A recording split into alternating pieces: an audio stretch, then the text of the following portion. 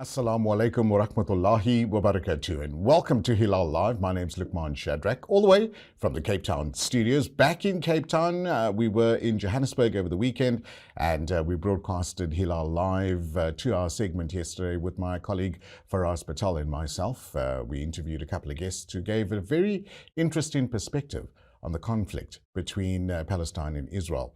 Now, for decades, the people of Palestine have been enduring a brutal, illegal, unlawful occupation by apartheid Israel. The human rights organization Africa for Palestine, together with fellow Africans, salute the Palestinians as they continue to rise in defense of their land, families, and human rights.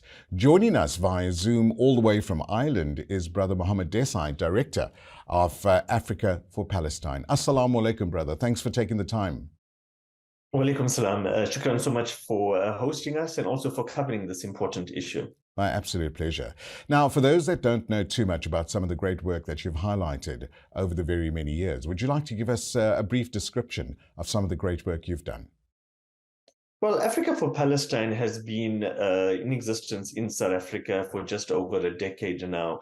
We were formerly BDS South Africa, but we transformed and we expanded 2 years ago to become Africa Palestine. One of the reasons is our want to working into the rest of the African continent and to expand some of the campaigns and activism and advocacy, as well as victories and successes that were achieved in South Africa into neighboring countries and into the larger continent. But I should state that when I use the word victories or successes, these victories and successes were really as a result of the various communities across South Africa that lent us the muscle and the strength in order to achieve the kind of successes that we secured. Africa for Palestine works in terms of not only raising awareness about the Palestinian struggle and about the Palestinian cause, but also about it's also primarily an advocacy organization lobbying government and as well as other entities to take a firm position in opposition to Israeli apartheid, whether this is through the form of boycotts or sanctions or various other forms of pressure. Brilliant.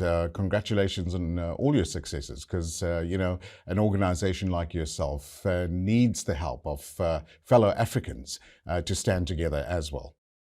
I mean, on the one hand, we saw, for example, the Israel Africa conference a few years ago that was cancelled because of various governments of the African continent taking a position in support of the Palestinian people. We saw, for example, one of the largest protest marches that South Africa has seen since the dawn of democracy taking place in Cape Town. This was a protest organized by ourselves, together with the MJC, the ANC, and various other organizations. And this protest march laid the foundation for really sending a very clear message to the South African government as to the kind of sentiment that's on the street and the kind of sentiment that needs to be translated into state policy. Yeah.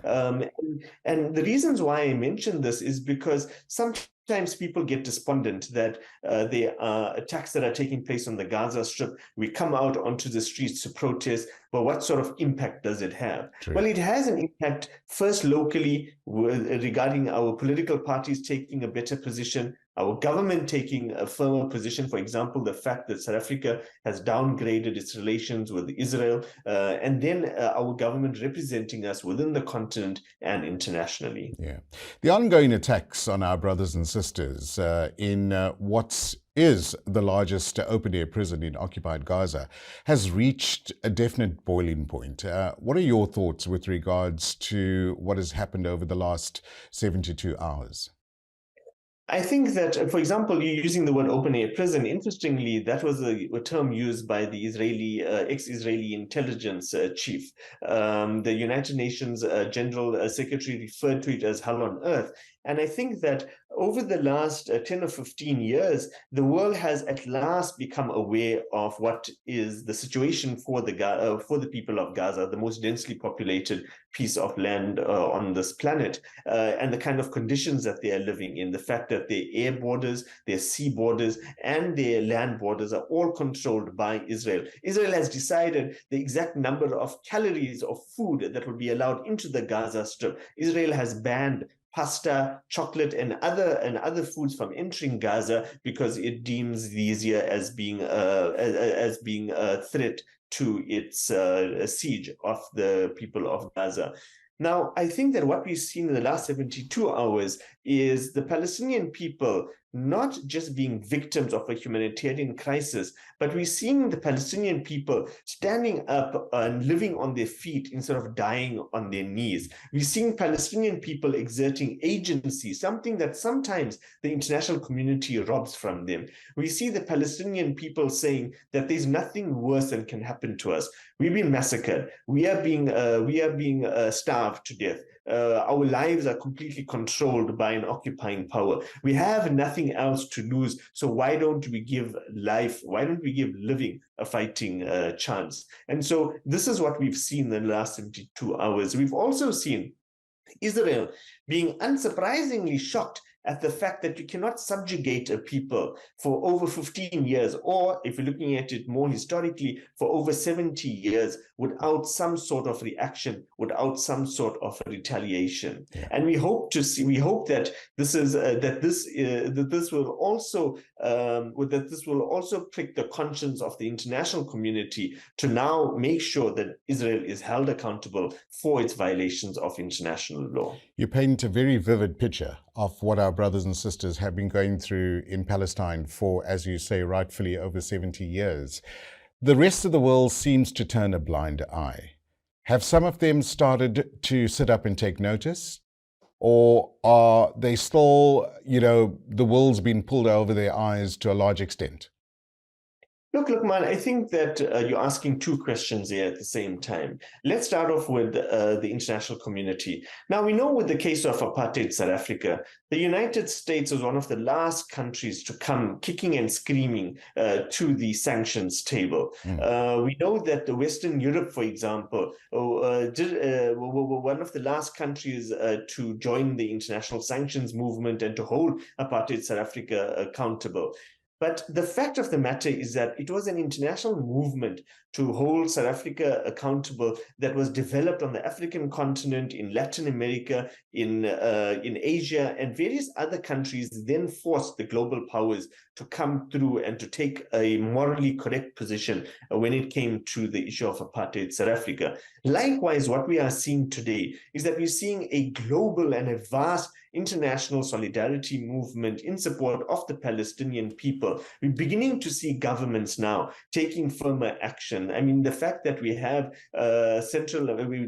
countries in Latin America that don't have embassies in Israel, the fact that South Africa doesn't have an ambassador in Tel Aviv, the fact that certain other countries like Malaysia and others have come out very firmly in ensuring that they stress that the root cause of the current violence that we see is Israel's occupation and apartheid policies. I do think that there has been a shift in the international community at a civil society level, but we have now also begun to see a shift within governments of the world. Yeah. There is more work to be done, but I think that many of us that are involved in the solidarity movement are convinced and very confident that we will reach that point. Yeah, 80 million from America been sent to Israel in their defense.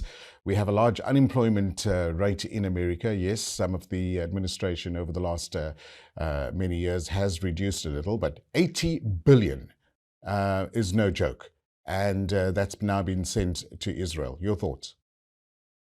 Again, going back to the South African example, it was very depressing. One could become very despondent that one of the superpowers of the world, the United States, had backed apartheid South Africa for such a long time, giving it resources and giving it diplomatic backing.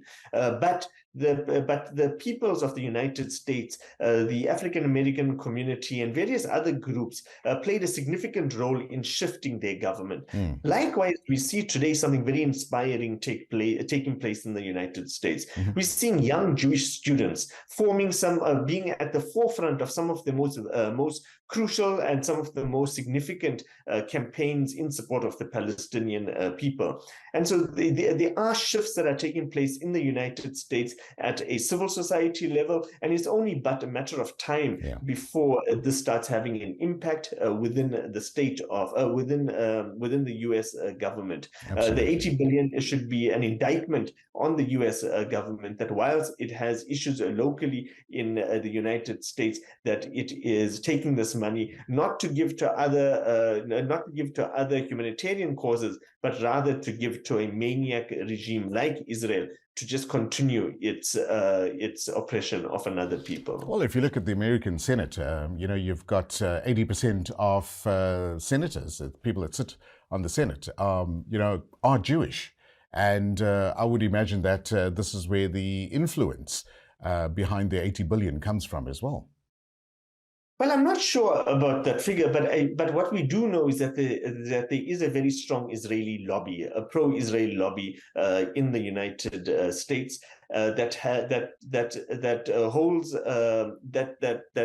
lobbies and that forces certain senators and certain government officials to toe a certain pro-Israel line. Absolutely. But we must also remember that during the 80s, we also had pro-South Africa lobbyists that worked on the payroll of the apartheid government to push that agenda. And so if it was defeated before, we are confident that it will be defeated again. Absolutely. Chatting to brother Muhammad Desai, Director of Africa for Palestine, all the way from Ireland. We're going to take a short ad break. When we come back, we chat a bit more about the conflict in Palestine and Israel. You are still tuned in to Hilaal Live.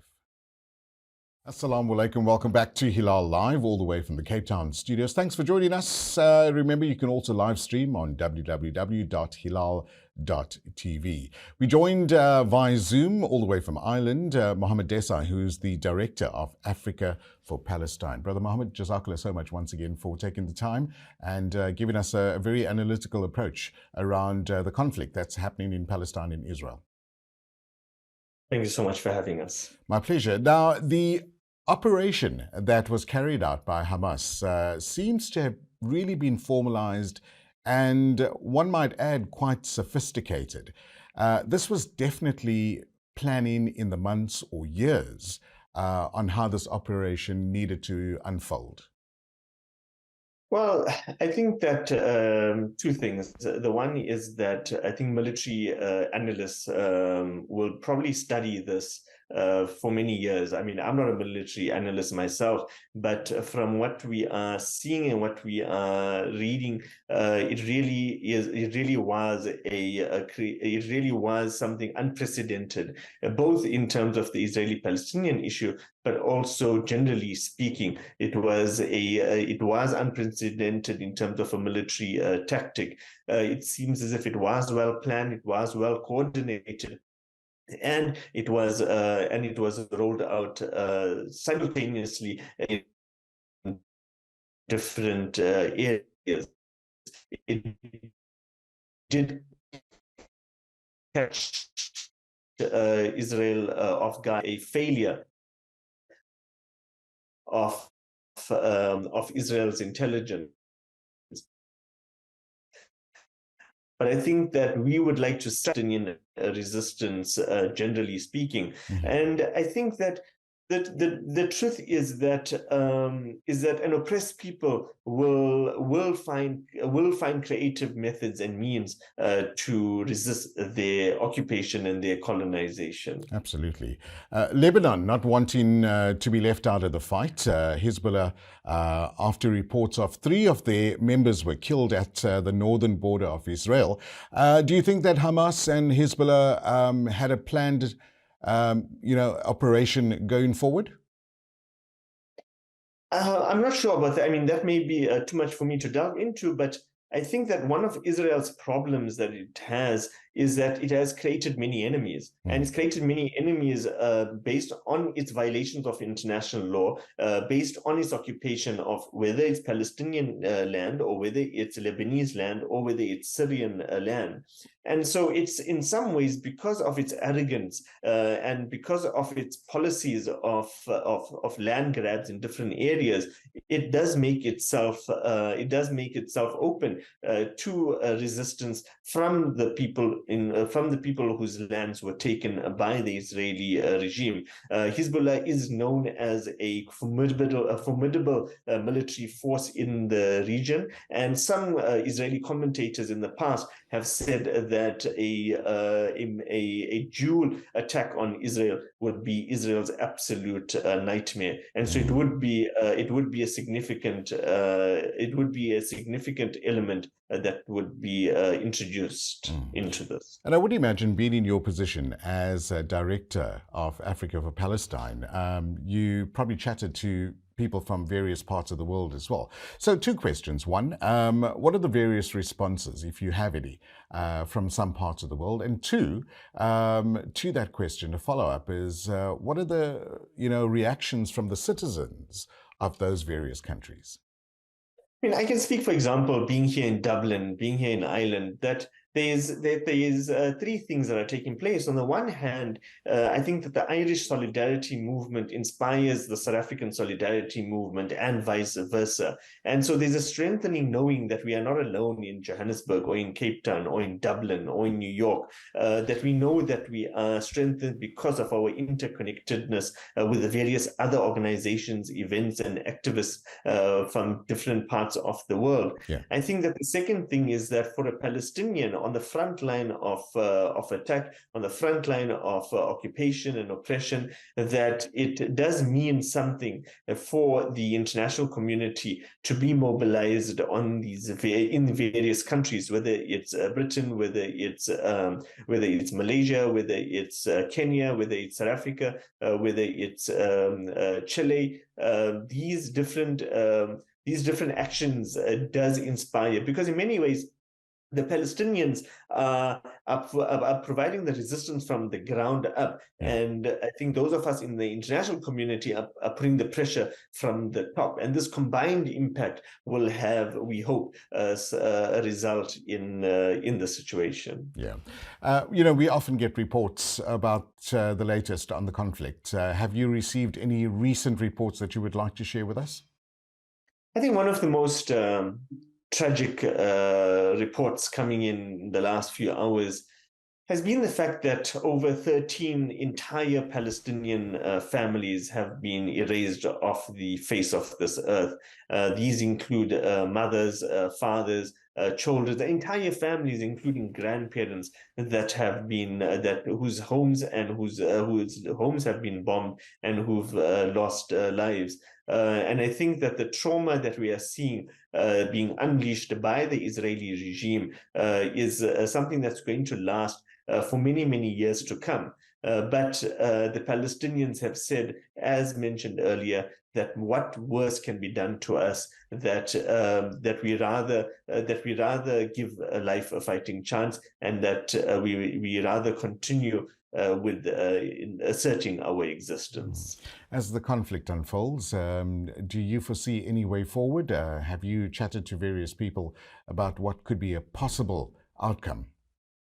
I think what's important is that the South African government statement, the statement by the African National Congress, by the EFF, by our organization, but also various other Palestine solidarity organizations across the country, have made it very clear that the root cause of this issue is Israel's apartheid regime, Israel's occupation, and Israel's unlawful activities. I mean, this is also expressed in the African Union statement released yesterday. And so I think that there is a cementing of global opinion that the root cause of the issue needs to be addressed, and that root cause is Israel's illegal occupation. Yeah. So we do hope that the international community will hold Israel accountable for its violations of international law, and that combined Palestinian resistance with international solidarity will force Israel to dismantle its apartheid policies so that a just solution can be found for all people who live there. Absolutely.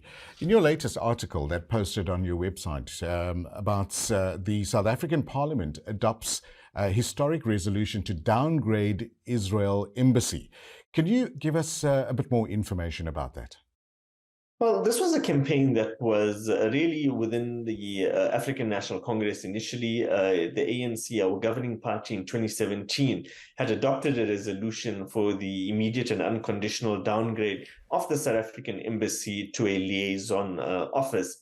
And last year, that was reaffirmed by the South African Parliament, also adopting a resolution in support of a downgraded form of relations with Israel. And one of the outcomes of that downgrade that was that happened is that until today, we don't have, as we speak now today, we don't have an ambassador as South Africa to the state of Israel. Now, downgraded relations, not having an ambassador, these send clear messages from the South African government that it's not that there cannot be normal relations with an abnormal state.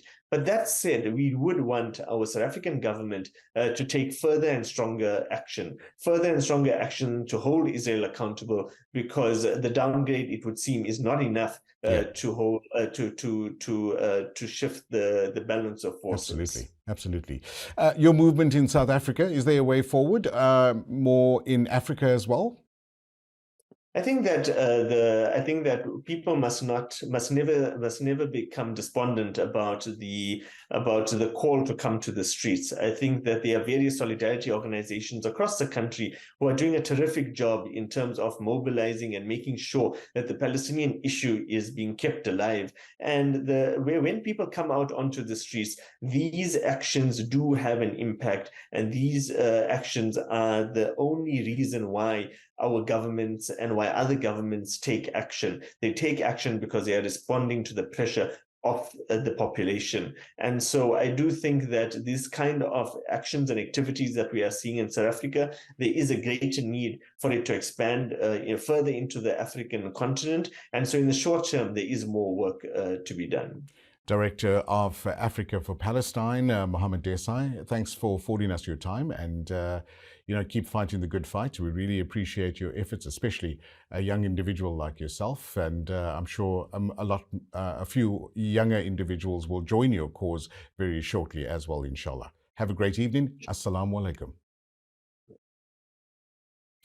And that's how we end the interview with Director of Africa for Palestine, Muhammad Desai, giving us an analytical approach to the amazing efforts that his organization puts forward. After the break, we chat to another activist around the Palestinian and Israeli conflict. For Hilaal TV, I'm Luqman Shadrack.